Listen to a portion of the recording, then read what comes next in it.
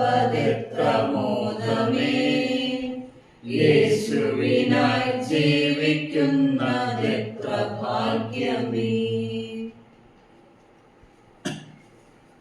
ദൈവനാമത്തിലേവർക്കും സ്നേഹവന്ദനം. കൊലോസ് ലേഖന പഠനത്തിലേക്ക് സ്വാഗതം. ഒരു വാക്ക് പ്രാർത്ഥിച്ചുകൊണ്ട് നമുക്ക് ആരംഭിക്കാം.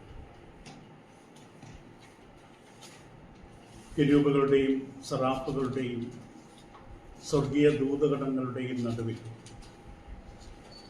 മനുഷ്യരായ ഞങ്ങളുടെ ബുദ്ധിശക്തി കൊണ്ടും ഇന്ദ്രിയങ്ങൾ കൊണ്ടും കാഴ്ചകൾ കൊണ്ടും വിചാരങ്ങൾ കൊണ്ടും ആലോചനകൾ കൊണ്ടുമൊന്നും എത്തിപ്പിടിക്കുവാൻ കഴിയുന്നതിനുമൊക്കെ അപ്പുറമായി സ്വർഗീയ പ്രഭാവം ധരിച്ച അത്യുന്നതങ്ങളുടെ പാരമ്യത്തിൽ ഉന്നതനും ഉയർന്നിരിക്കുന്നവനും ശാശ്വതവാസിയുമായി സകലത്തിൻ്റെ ലാക്കും കാരണഭൂതനുമായി സകലത്തെ ഉത്ഭവിപ്പിച്ചവനും തൻ്റെ ശക്തിയുള്ള വചനത്താൽ അരുളി ചെയ്തെല്ലാം സംഭവിപ്പിച്ചവനും സകലവും സൃഷ്ടിച്ചതിന് ശേഷം തൻ്റെ ഛായയിലും സാദൃശ്യത്തിലും മനുഷ്യനെ മെനഞ്ഞെടുത്ത് സ്വതന്ത്രമായി തീരുമാനമെടുക്കാനുള്ള പ്രാപ്തിയും കഴിവും സ്വാതന്ത്ര്യവും നൽകിയ മനുഷ്യനെന്ന് അങ്ങയുടെ മഹാസൃഷ്ടിക്കായി നന്ദിയോടെ സ്തുതിക്കുന്നു.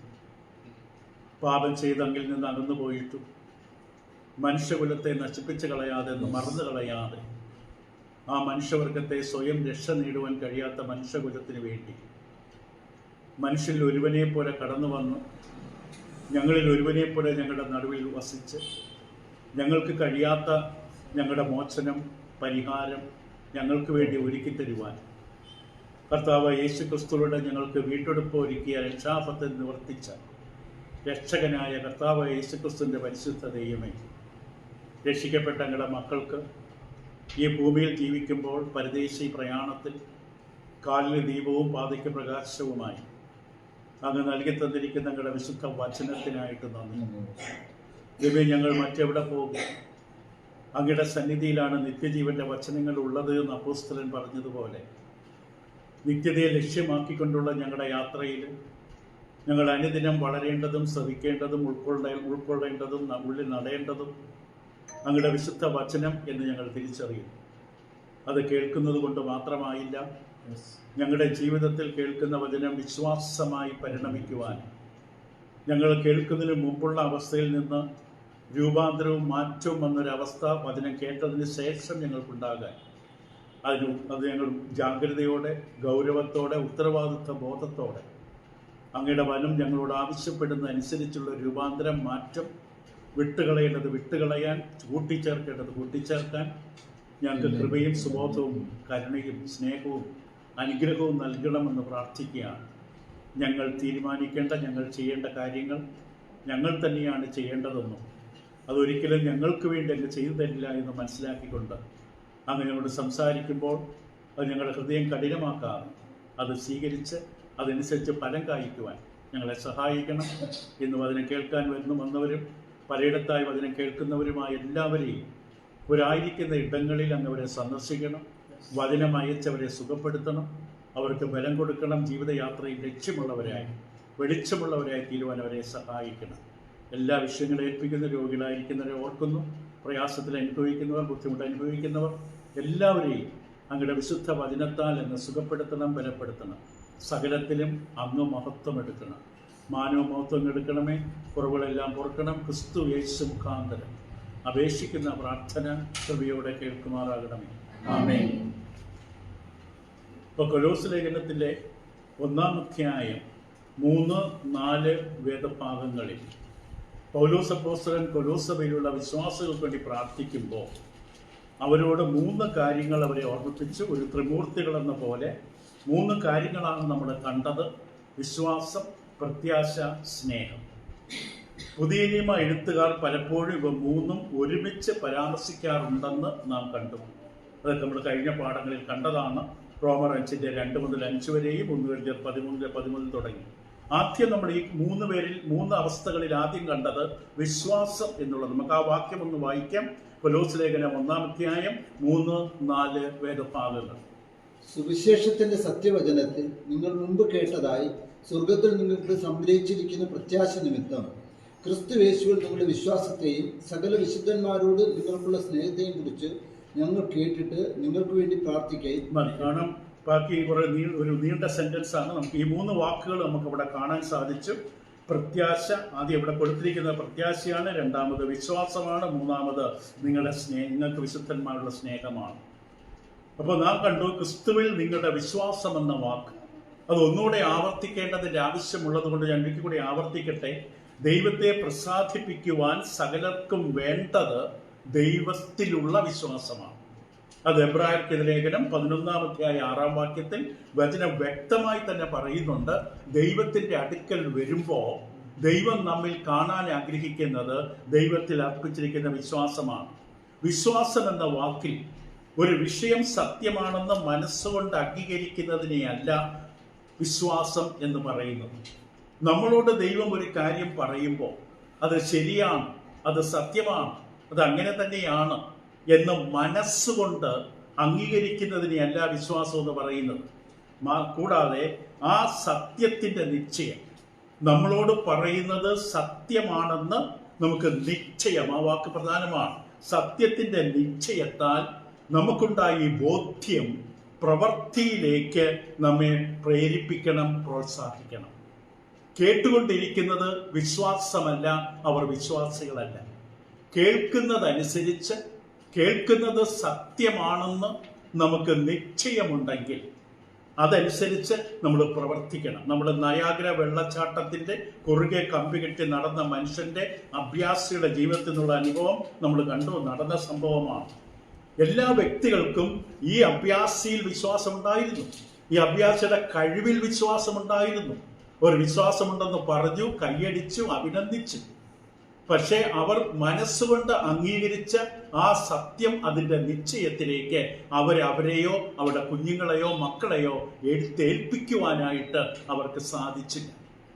മനസ്സുകൊണ്ട് മാത്രം അംഗീകരിക്കുന്ന നല്ല വിശ്വാസം, ഞാൻ ആവർത്തിച്ച് പറഞ്ഞതുകൊണ്ടും മനസ്സിലാകണമെന്നില്ല. മനസ്സുകൊണ്ട് നമ്മളെല്ലാം അംഗീകരിക്കുന്നവരാണ്.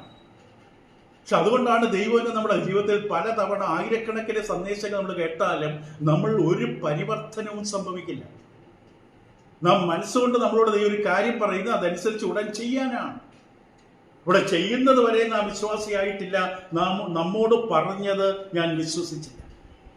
നമ്മൾ വിചാരിക്കുന്ന കേൾക്കുന്നതാണ് വിശ്വാസം, നോട്ട് എഴുതുന്നതാണ് വിശ്വാസം, ഉദാഹരണം പറയുന്നതാണ്. അതല്ല വിശ്വാസം. മനസ്സുകൊണ്ട് നമ്മോട് പറയുന്നൊരു കാര്യം സത്യമാണെന്ന് നമുക്ക് ആദ്യം നിശ്ചയം വേണം. നിശ്ചയമുണ്ടെങ്കിൽ അതനുസരിച്ച് നമ്മൾ പ്രവർത്തിക്കാൻ തയ്യാറാകണം. സുവിശേഷകൻ വിശ്വസിക്കുകയും സ്നാനമേൽക്കുകയും ചെയ്യുന്നവൻ രക്ഷിക്കപ്പെടും എന്ന് എന്നോടൊരാൾ പറഞ്ഞു തരുമ്പോൾ ഞാനത് പൂർണ്ണമായി സമ്മതിക്കുന്നു, വിശ്വസിക്കുന്നു, അംഗീകരിക്കുന്നു. അടുത്ത നടപടി എനിക്ക് സ്നാനപ്പെടാൻ എന്ത് തടസ്സം എന്ന ചോദ്യമാണ്. അപ്പൊ എന്നോട് പറയുന്ന പ്രസംഗം, ഈ ഉപദേശം, എൻ്റെ രക്ഷയ്ക്ക് വേണ്ടിയുള്ള ഈ സന്ദേശം ഞാൻ കേട്ടു, ഇങ്ങനെയാണ് ഞാൻ രക്ഷപ്പെടേണ്ടത്, കർത്താവ് യേശു രക്തത്തോടെ എനിക്ക് സമ്പർക്കം പുലർത്താൻ, ക്രിസ്തുവിന്റെ മരണമടക്കം ഉയർപ്പെന്ന ആ സ്നാനത്തിലേക്ക് ഞാൻ ഒന്നായി ചേരണമെന്ന് ഞാൻ കേട്ടു, വിശ്വസിച്ചു, മനസ്സുകൊണ്ട് അത് സമ്മതിച്ചു. അടുത്ത നടപടി ഉടനുണ്ടാകണം, നാളത്തേക്ക് പോലും മാറ്റിവെക്കില്ല.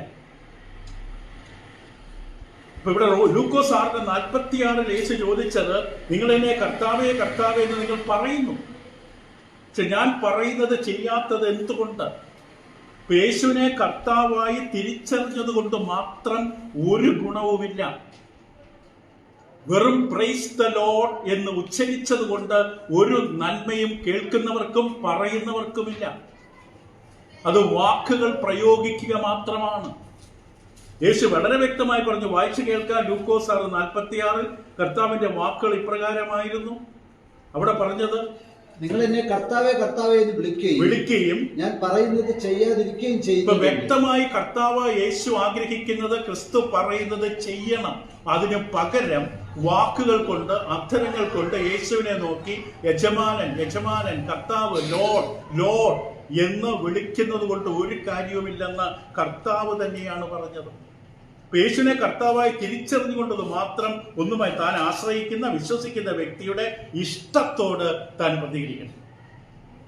ഒരാളോട് നമ്മൾ പറയുകയാണ്, കർത്താവെ യേശുവെ നീ എന്റെ കർത്താവെന്ന് പറഞ്ഞാൽ, അങ്ങനെ വിളിച്ച് കർത്താവിനെ വിളിക്കണമെങ്കിൽ, പറയണമെങ്കിൽ ആ കർത്താവിന്റെ ഇഷ്ടം എന്നോട് പറഞ്ഞു തരുമ്പോൾ ഉടൻ അതിനോട് ഞാൻ പ്രതികരിക്കണം.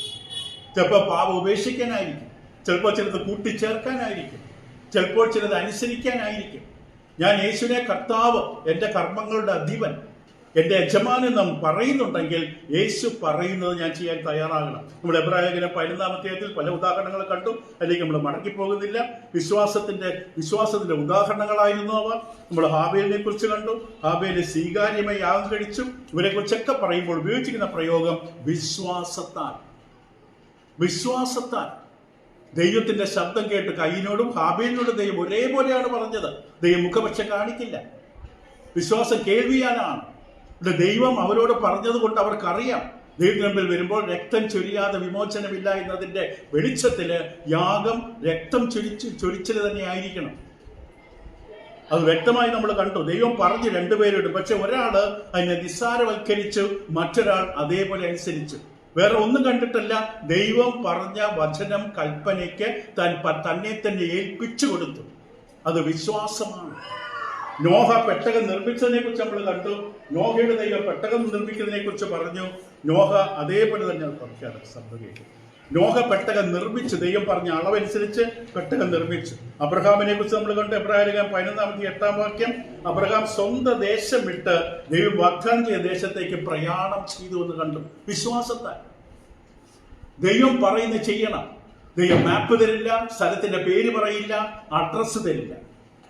ദൈവം പറഞ്ഞ പോലെ അബ്രഹാം കാലെടുത്ത് വെച്ച് മുന്നോട്ട് പോയി. എബ്രായലേഖനം 11-ാം അധ്യായത്തിലാണ് 4-ാം വാക്യത്തിൽ ഹാബേൽ, 7-ാം വാക്യത്തിൽ നോഹ, 8-ാം വാക്യത്തിൽ അബ്രഹാം, 30-ാം വാക്യത്തിൽ എരീഹോ മതിലിന് ചുറ്റും നടന്ന ഇസ്രായേൽ.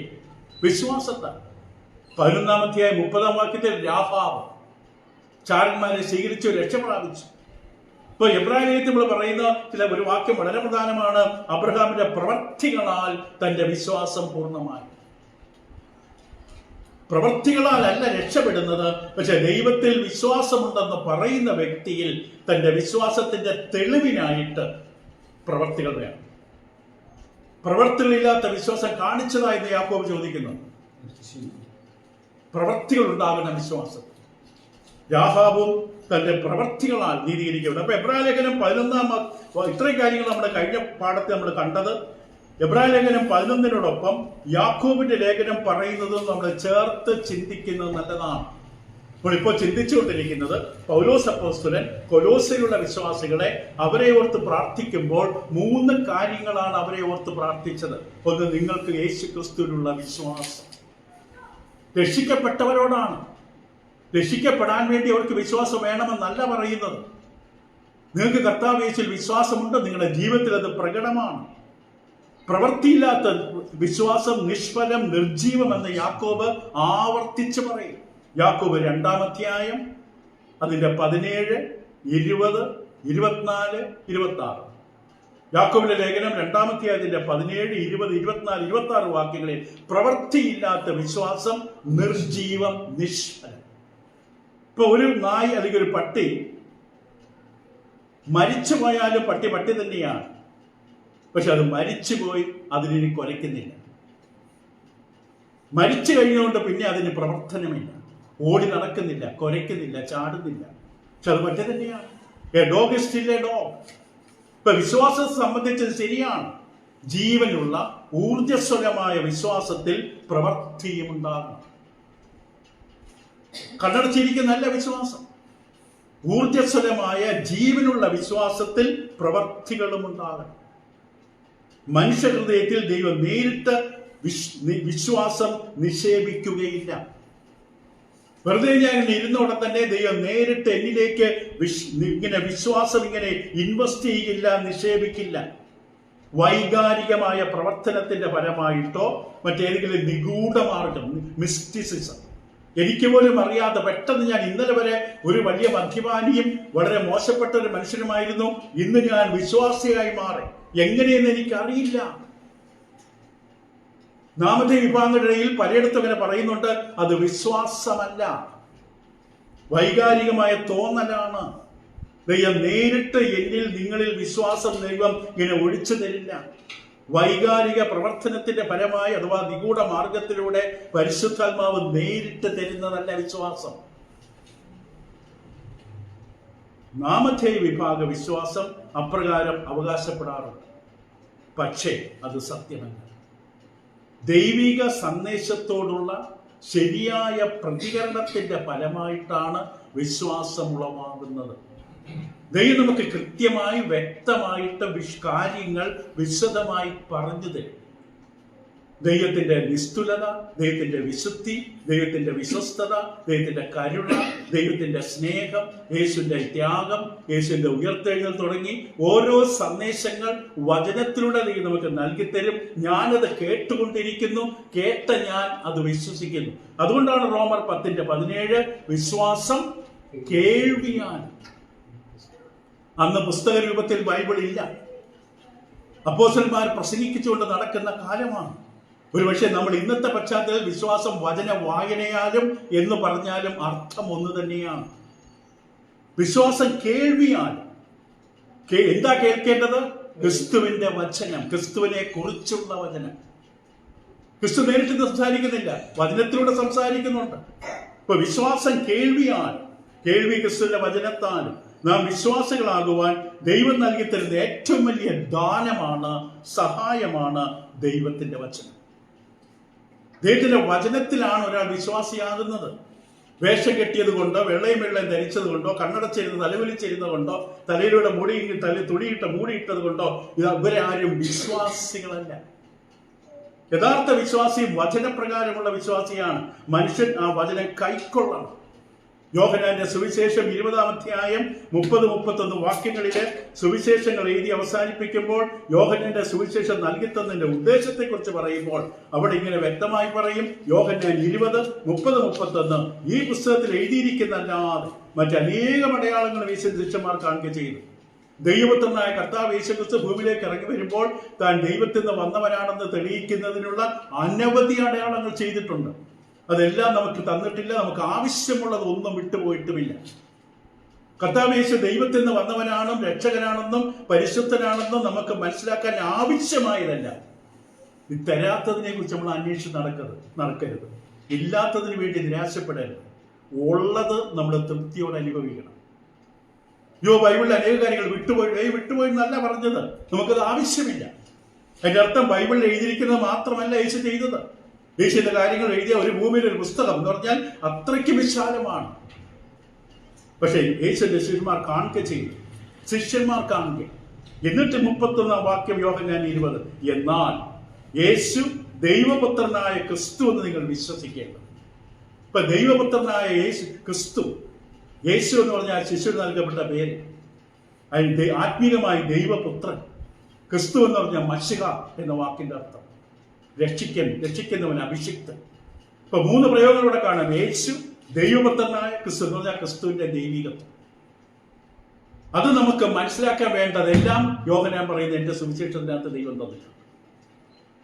യേശു ദൈവപുത്രനായ ക്രിസ്തു നിങ്ങൾ വിശ്വസിക്കേണ്ടത്.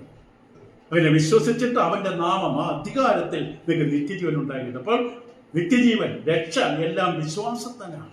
വചനത്തിലൂടെയാണ് വിശ്വാസം. യേശുവിന്റെ അത്ഭുത പ്രവർത്തികൾ പുസ്തകത്തിൽ രേഖപ്പെടുത്തിയത് നാം അവ ഗ്രഹിക്കുന്നതിനും അപ്രകാരം യേശു വിശ്വസിച്ച് നിത്യജീവൻ പ്രാപിക്കുന്നതിനുമാണ്. ബറോവയിലുള്ളവർ ദിനം പ്രതി വചനം പഠിക്കുകയും തുറന്ന ഹൃദയത്തോടെ സ്വീകരിക്കുകയും ചെയ്യുന്ന പ്രവർത്തികൾ 17 നമുക്കറിയാം. തെസലോനിക്കയിലുള്ളവരെക്കാൾ അവർ ഉത്തമന്മാരാണ്. ഒരു മനുഷ്യന്റെ നൊബിലിറ്റി, ഉത്തമനായ മനുഷ്യൻ എന്ന് പറയുന്നത് വചനത്തോടുള്ള ബന്ധത്തിലാണ് ആ വ്യക്തി എങ്ങനെ വിളിക്കുന്നത്. കുലീന കുടുംബത്തിൽ ജനിച്ചതിന്റെ പേരിലല്ല, വലിയ സമ്പത്തിന്റെ ഉടമയാണെന്നതിന്റെ പേരിലല്ല, വിദ്യാഭ്യാസത്തിൻ്റെതായ ആ അറിവിന്റെ അടിസ്ഥാനത്തിലല്ല. ദൈവവചനത്തിൽ ഒരുവനെ ഉത്തമൻ എന്ന് വിളിക്കുന്നത് ദൈവനം പഠിക്കാനുള്ള തീഷ്ണതയും ആത്മാർത്ഥതയും സത്യസന്ധതയുമാണ്. അവരാണ് ഉത്തമന്മാർ. പ്രവർത്തികളുടെ പുസ്തകം 17:10-12 നമുക്കറിയാം. ഇപ്പൊ സുവിശേഷ പ്രസംഗം കേട്ട് സമരിയിലുള്ളവരും കൊരിന്തിലുള്ളവരും വിശ്വസിച്ചു വന്ന പ്രവർത്തികൾ 8:5-12. ഇവിടെ വിഷയം ഇതാണ്. വിശ്വാസം വരുന്നത് വചന കേൾവിയിലാണെന്നുള്ള സത്യം ഉറപ്പിക്കാൻ വേണ്ടിയാണ് ഇതൊക്കെ പറയുന്നത്. ആ പോയിന്റ് തലക്കെട്ട് വിട്ടുകളഞ്ഞ് താഴെ നോട്ട് ചെയ്തിട്ട് കാര്യമില്ല. എന്താണ് ഈ നോട്ടിന്റെ മുകളിലുള്ള തലക്കെട്ട്? വിശ്വാസം വരുന്നത് വചനത്തിലൂടെയാണെന്നുള്ള പോയിന്റ് പ്രൂവ് ചെയ്യുകയാണ് ഈ വാക്യങ്ങളിലൂടെ. പ്രവർത്തികളെ അതുകൊണ്ട് വാക്യങ്ങൾ വായിക്കണമെന്നില്ല, തലക്കെട്ടും തുടർന്നുള്ള വിവരണവും വ്യക്തമായി മനസ്സിലാക്കിയ പ്രവർത്തന പുസ്തകം 8-ാം അധ്യായത്തിന്റെ 5-12 വാക്യങ്ങളിൽ സമരിയിലുള്ളവരും 18:8 പ്രവർത്തികൾ കൊരിന്തിലുള്ളവരും കേട്ടു വിശ്വസിച്ചു. ഒരു പ്രഭാതത്തിൽ കട്ടിലിൽ എഴുന്നേറ്റുടനെ വിശ്വാസിയായതല്ല. ദൈവത്തിനെ കേട്ടു വിശ്വസിച്ചു. എഫെസോസിലുള്ളവരെ കുറിച്ചും ഇത് പറയുന്ന സത്യമാണ്. എഫേസ് ലേഖനം 1:13. എഫേസ് ലേഖനം 1-13 വാക്യത്തിൽ എഫെസോസിലുള്ളവരെ കുറിച്ച് പറയുമ്പോഴും അവരെ കുറിച്ച് പറഞ്ഞത് ഇങ്ങനെയാണ് നമുക്ക് കാണാം. അവിടെ അവനിൽ നിങ്ങൾക്കും നിങ്ങളുടെ രക്ഷയെക്കുറിച്ചുള്ള സുവിശേഷ സത്യവചനം നിങ്ങൾ കേൾക്കുകയും അവനിൽ വിശ്വസിക്കുകയും ചെയ്തു. മതി. അപ്പൊ രക്ഷയെക്കുറിച്ചുള്ള സത്യവചനം നിങ്ങൾ കേട്ടു. കേട്ടതിന് ശേഷമാണ് അവർ വിശ്വസിച്ചത്. കേട്ടാലേ വിശ്വസിക്കാൻ പറ്റും. ഒരാൾ നിങ്ങളുടെ മുമ്പിൽ വന്ന് ബൈബിളും തുറന്നു വെച്ച് സംസാരിക്കാൻ കഴിയാതെ കുറെ നേരം 1 മണിക്കൂർ നിന്നാൽ നിങ്ങൾക്കൊന്നും കേൾക്കാൻ പറ്റില്ല. നിങ്ങൾക്ക് നിങ്ങളുടെ ആത്മീയ അവസ്ഥയിൽ ദൈവത്തെക്കുറിച്ചുള്ള പരിജ്ഞാനം പ്രാപിക്കണമെങ്കിൽ ദൈവവചനം നിങ്ങൾ കേൾക്കണം. അതാണ് റോമലേഖനത്തിൽ വ്യക്തമായി പറയുന്നത്. നമുക്ക് എനിക്ക് വരാം. ഇപ്പൊ സുവിശേഷം പ്രസംഗിക്കപ്പെട്ടിട്ടില്ലാത്ത ഇടങ്ങളിൽ വചനപ്രകാരമുള്ള യഥാർത്ഥ വിശ്വാസികൾ ഉണ്ടാകില്ല. സത്യവചനം ശരിയായ തരത്തിൽ യഥാർത്ഥമായ സത്യവചനം പ്രസംഗിച്ചിട്ടില്ലാത്ത, പഠിപ്പിച്ചിട്ടില്ലാത്ത ഒരിടത്തും വചനപ്രകാരമുള്ള വിശ്വാസികളില്ല. സ്റ്റേഡിയം നിറയെ ആൾക്കാരുണ്ടാകും, കൂട്ടങ്ങളും ബഹളങ്ങളും ഉണ്ടാകും. ദൈവവചനം ശരിയായിട്ട് പ്രസംഗിച്ചിട്ടില്ലാത്ത, സത്യവചനത്തെ യഥാർത്ഥമായി വിഭാഗിച്ച് കാലത്തിനനുസരിച്ച് ദൈവത്തിന്റെ വചനം ശരിയായ തരത്തിൽ പ്രഘോഷിക്കപ്പെടാതെ, അത് കേട്ട് അനുസരിക്കാതെ ഒരു രാജ്യത്തും ഒരു ദേശത്തും ഒരിടത്തും വചനപ്രകാരമുള്ള വിശ്വാസികൾ ഉണ്ടാകില്ല. അപ്പോസ്തലന്റെ ചോദ്യം അതാണ്. പ്രവൃത്തികൾ 10:14. എന്നാൽ അവർ വിശ്വസിക്കാത്തവനെ എങ്ങനെ വിളിച്ചപേക്ഷിക്കും? നാം ഒരാളെ വിളിച്ചപേക്ഷിക്കണമെങ്കിൽ, ഞാനിതാ പുഴയില് ആ വെള്ളത്തിൽ തടാകത്തിൽ വീണ് കിടക്കുന്ന നീന്തലറിയില്ല, അതുവഴി ഒരാൾ നടന്നു പോകുന്നു, നമ്മൾ വിളിക്കും വെറുതെ. പക്ഷെ അയാൾക്ക് നീന്തൽ അറിയാമോ ഇല്ലയോ എന്ന് നമുക്ക് അറിയില്ല. എന്നെ രക്ഷിക്കാൻ മനസ്സുണ്ടോ എന്ന് എനിക്കറിയില്ല. ഞാൻ അഭിനയിക്കാണെന്ന് അയാൾക്ക് അറിയില്ല. ഞാൻ വിളിച്ചപേക്ഷിക്കും. പക്ഷെ നേരെ മറിച്ച് എനിക്ക് പരിചയമുള്ള ഒരാളാണ്, നീന്തൽ വിദഗ്ധനാണ്, അതുവഴി നടന്നു പോകുന്ന കണ്ടു കഴിഞ്ഞാൽ ഞാൻ ധൈര്യമായിട്ട് വിളിക്കും. അയാൾക്ക് എന്നെ രക്ഷിക്കാൻ മനസ്സും കഴിവും എല്ലാം ഉണ്ടെങ്കിൽ, ഇയാളുടെ വേഷം നനിയുമെന്ന് ചിന്തിക്കൽ, എടുത്തു ചാടി എന്നെ രക്ഷിക്കും. ഇപ്പൊ നാം കർത്താവ് യേശുവിനെ കുറിച്ച് കേൾക്കുമ്പോൾ, കർത്താവ് യേശുവിന് എന്നെ രക്ഷിക്കാൻ മനസ്സുണ്ട്, എന്നെ തേടി വന്നതാണ്, എന്നെ രക്ഷിക്കാൻ വേണ്ടി എല്ലാം ചെയ്തു തന്നവനാണ്. അവർ വിശ്വസിക്കാത്തവൻ എങ്ങനെ വിളിച്ചപേക്ഷിക്കും? ഇവിടെ കർത്താവ് യേശുവിനെ വിളിച്ചപേക്ഷിക്കണമെങ്കിൽ ആദ്യം യേശു ആരെന്ന് അറിയണം. അത് വചനത്തിലൂടെയാണ്. മംഗളപത്രത്തിലോ മനോരമയിലൂടെയോ ഇന്ത്യൻ എക്സ്പ്രസിലൂടെയോ ഒന്നും യേശുവിനെ അറിയാൻ പറ്റില്ല. ഒരു യേശുവിൽ നിന്ന് മനുഷ്യനെ അകറ്റും. യേശുവിനെ അറിയണമെങ്കിൽ വചനം വായിക്കണം, ദൈവനെ കേൾക്കണം, അത് ഒരാൾ പ്രസംഗിക്കണം. പ്രസംഗിക്കണമെങ്കിൽ ഒരാളെ ദൈവം അയക്കണം. അതിനുള്ള താല്പര്യത്തോടുകൂടി ദൈവം ആ വ്യക്തിയെ ഒരുക്കിയെടുക്കണം. അപ്പൊ അവർ കേട്ടിട്ടില്ലാത്തവർ എങ്ങനെ വിശ്വസിക്കും? പ്രസംഗിക്കുന്നവനില്ലാതെ എങ്ങനെ കേൾക്കും? ദൈവം അയക്കാതെ എങ്ങനെ പ്രസംഗിക്കും? അപ്പൊ ഇതെങ്ങനെ പോകും? അതിനുള്ള ഉത്തരമാണ് ഇത് പറഞ്ഞിട്ടാണ് 17-ാം വാക്യത്തിൽ പറയുന്നത്, വിശ്വാസം കേൾവിയാലും കേൾവി ക്രിസ്തുവിന്റെ വചനത്താൽ. അപ്പൊ ഇന്ന് നമ്മുടെ ചുറ്റും ലോകത്തിൽ കാണുന്ന വിശ്വാസം എന്ന് പറയുന്നവരൊന്നും വചനപ്രകാരം വിശ്വാസികൾ എന്ന ഗണത്തിൽ പെടില്ല. അതാണ് സത്യം. ദൈവവചനം കേൾക്കാത്തവർക്ക് വിശ്വസിക്കാൻ എന്ത് വിശ്വസിക്കും? ദൈവവചനം സത്യസന്ധമായി ദൈവത്തെക്കുറിച്ചുള്ള പരിജ്ഞാനം, ദൈവത്തിന്റെ നിസ്തുലമായ, ദൈവത്തിന്റെ ഉന്നതമായ, പരിശുദ്ധമായ ദൈവത്തിന്റെ അവസ്ഥകളെ കുറിച്ച് കേൾക്കാത്ത ഒരാൾ ആരിലായി ആശ്രയിക്കുന്നത്? അതുകൊണ്ട് യേശു, നിങ്ങൾക്കും പൊക്കെയുള്ള മനസ്സുണ്ടോ? പത്രോസ്, ഞങ്ങൾ ആരുടെ പോകുക? കാരണം നീ ദൈവത്തിന്റെ പരിശുദ്ധത്തിൽ ഞങ്ങൾ അറിഞ്ഞും വിശ്വസിച്ചും ഇരിക്കുന്നു. ഇത്രയും നാളുകൊണ്ട് അവർ കണ്ടു, അവരാരുടെ കൂടെയാണ് നടക്കുന്നത്. അവർക്ക് അബദ്ധം പറ്റിയതല്ല, വേറെ ഒന്നുമില്ലാത്തോട് ചുമ്മാ ഇങ്ങനെ സമയം പോകാൻ വേണ്ടി പോയതല്ല അവർ യേശുവിന്റെ പുറകെ. യേശു ആരെന്ന് അവർക്ക് നിശ്ചയമുണ്ട്. ഈ 3 വർഷം കൊണ്ട് അവർക്ക് വ്യക്തമായ നിശ്ചയമുണ്ട്. അവർ പിൻപറ്റുന്നത് അബദ്ധം പറ്റിയതല്ല അവരുടെ ജീവിതത്തിൽ. ഞങ്ങൾ ആരുടെ അടുക്കൽ പോകും? യേശുവിന്റെ യുണീക്ക്നെസ്, നിസ്തുലത കാണിക്കുകയാണ്. ഇപ്പൊ ദൈവനെ കേൾക്കാത്തവർക്ക് വിശ്വസിക്കാൻ കഴിയില്ല. ഇത് വ്യത്യസ്തമല്ല കൊലോസ്യയിൽ. അവർ വിശ്വാസികളാണ്. കാരണം 1-ാം അധ്യായത്തിൽ 5 മുതൽ 7 വരെ കൊലോസ്യയിൽ നമ്മൾ നേരത്തെ വായിച്ചിട്ടുണ്ട്. എപ്പഫ്രാസിന്റെ പ്രവർത്തനഫലമായിട്ടാണ് കൊലോസ്യയിൽ സഭയുണ്ടായത്. എപ്പഫ്രാസിലൂടെ അവര് സത്യം കേട്ടവരാണ്. അത് 1-ാം അധ്യായത്തിന്റെ 5 മുതൽ 7 നമ്മൾ നോക്കുമ്പോൾ കാണാം. എപ്പോഴും നമ്മുടെ കർത്താവ് യേശുക്രിസ്തുവിന്റെ പിതാവായി ദൈവത്തെ സ്തോത്രം ചെയ്യുന്നു. ആ സുവിശേഷം സർവ്വലോകത്തിൽ എന്ന പോലെ നിങ്ങളുടെ അടുക്കൽ നിൽക്കും. നിങ്ങൾ ദൈവകൃപയെ യഥാർത്ഥമായി കേട്ടറിഞ്ഞ നാൾ മുതൽ നിങ്ങളുടെ ഇടയിൽ എന്ന പോലെ സർവ്വലോകത്തിലും ഫലം കാഴ്ച വർദ്ധിച്ചു വരുന്നു. ഇങ്ങനെ നിങ്ങൾ ഞങ്ങളുടെ പ്രിയ സഹവൃത്യനായ എപ്പഫ്രാസിനോട് പഠിച്ചു. അപ്പൊ എപ്പഫ്രാസാണ് അവരുടെ സുവിശേഷം അറിയിച്ചത്. എപ്പഫ്രാസ് സുവിശേഷം അറിയിച്ചു, സത്യം കേട്ടു, അവർ വിശ്വാസികളായി. അപ്പൊ കൊലോസിലും അവർ വിശ്വാസികളാണ്. ഇപ്പൊ ഇവിടെ ക്രിസ്തുവേശുള്ള വിശ്വാസം എന്ന് പറയുമ്പോൾ യേശുക്രിസ്തുവും ദൈവമക്കളും തമ്മിലുള്ള ബന്ധത്തെ പരാമർശിക്കാൻ പൗലോസ് എപ്പോഴും ഉപയോഗിക്കുന്ന പ്രയോഗമാണ് ക്രിസ്തുവേശുവിൽ. ഇപ്പൊ 4-ാം വാക്യത്തിൽ കൊലോസിലെ 1 ക്രിസ്തുവേശുവിൽ നിങ്ങളുടെ വിശ്വാസം, അത് ബന്ധമാണ്. കർത്താവ് യേശുവാണ് ഒരു ബന്ധമാണ്. വളരെ അടുത്ത ബന്ധം ലഭ്യമാകുന്ന അനുഗ്രഹങ്ങൾ ഇവിടെ സൂചിപ്പിക്കുന്നു. ഒരാളുമായിട്ട് ഒരു നല്ല അടുത്ത ബന്ധമുണ്ടെങ്കിൽ നമുക്ക് ഏത് സമയത്ത് ഓടിച്ചല്ല, ഏത് ആവശ്യത്തിന് ഓടിച്ചെന്ന് വിളിച്ച് പറയാം. അത് ദൈവവുമായിട്ട് ഈ ഒരു ബന്ധമുണ്ടെങ്കിലോ, ദൈവമായിട്ട് ഇപ്രകാരം ബന്ധം നമുക്കുണ്ടെങ്കിൽ ഭൂമിയിൽ അതിനേക്കാൾ വലിയ നേട്ടം എന്താണ്? ഈ ബന്ധത്തിന് പകരം വേറെ എന്തുണ്ടായിട്ട് കാര്യമില്ല. പക്ഷേ കർത്താവായ യേശുക്രിസ്തുവുമായ ഒരു ആത്മബന്ധം, ഗാഢബന്ധം നമുക്കുണ്ട് എങ്കിൽ എപ്പോഴും ഏത് സമയം നമ്മൾ പറയാതെ തന്നെ അവിടെ ആവശ്യ സമയത്ത് അവിടെ മുമ്പിൽ വരും.